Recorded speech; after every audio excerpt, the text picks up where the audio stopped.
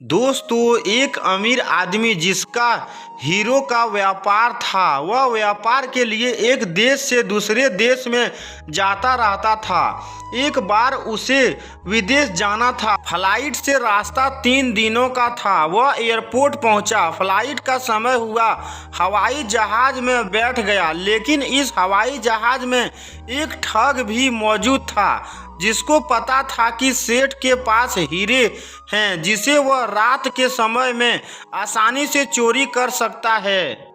उसे रात होने का इंतजार किया। रात होते ही सेठ ने खाना खाया और सोने लगा।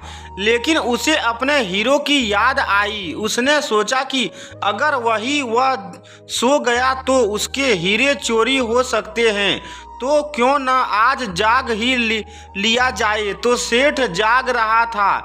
इतने में चोर को नींद आ गई। अब सेठ को नींद आने लगी। सेठ ने सोचा कि सोने से पहले हीरे को कहीं छुपा देता हूँ। सेठ के दिमाग में एक उपाय सूझा कि क्यों ना हीरे को इस आदमी की जेब में रख दिया जाए जो बगल वाली सीट पर सो रहा है। सेठ ने हीरो को उसी आदमी की जेब में रख दिया जो बहुत बड़ा ठग था।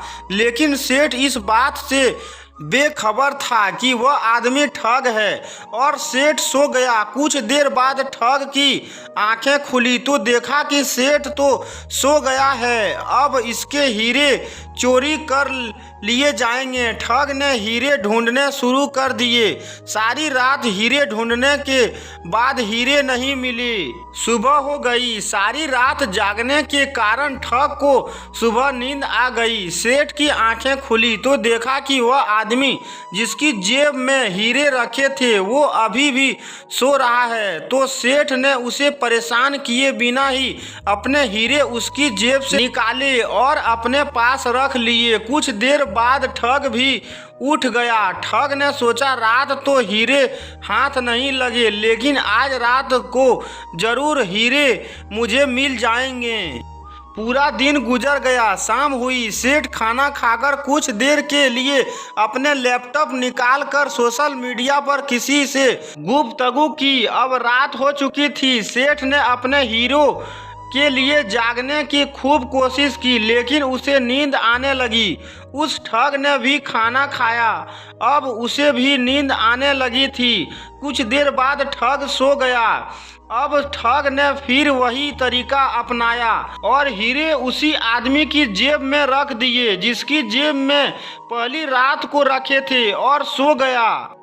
कुछ देर बाद ठग की नींद खुली और देखा कि सेठ तो सोया हुआ है। अब इसके हीरे चोरी कर लेता हूँ। ठग ने आज फिर से हीरे की खोज शुरू कर दी, लेकिन ठग हीरे ढूंढते ढूंढते परेशान हो गया, पर हीरे नहीं मिले। हार कर ठग भी सो गया। सेठ सुबह जल्दी उठा और अपने हीरे ठग की जेब में से निकाल लिए। इतने में वो जगह भी आ गई जहां उसे जाना था। हवाई जहाज लैंड हुआ। सभी यात्री उतरकर चल दिए।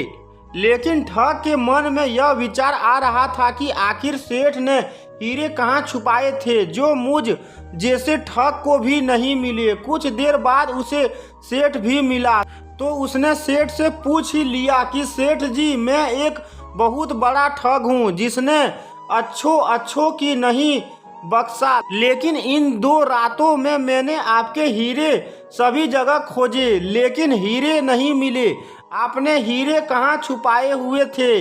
अगर आप आज मुझे ये राज बताएंगे तो कसम से मैं आज से ही ठगी छोड़ दूंगा। सेठ को मालूम हुआ कि जिसकी जेब में मैंने अपने हीरे रखे थे वो एक बहुत बड़ा ठग है। सेठ ने ठग को कहा कि मूर्ख आदमी, जिन हीरे को तूने सभी जगह ढूंढे वो हीरे तो मैंने तेरी जेब में ही रखे थे। तू उन्हें अपने आप को छोड़कर सभी जगह ढूंढता रहा। अगर तू इन्हें अपने पास भी ढूंढता तो तुझे ये बड़ी आसानी से मिल जाती और तू मालामाल हो जाता। जिस तरह ठग हीरे को अपने आप के पास न ढूंढकर सभी जगह ढूंढता रहा, लेकिन हीरे नहीं मिले, उसी तरह हम सोचते हैं कि हमें तो कोई और बताएं कि हमें क्या करना चाहिए, लेकिन हम अपने अंदर नहीं देखते हैं कि हम क्या कर सकते हैं, हम में क्या काबिलियत है, हम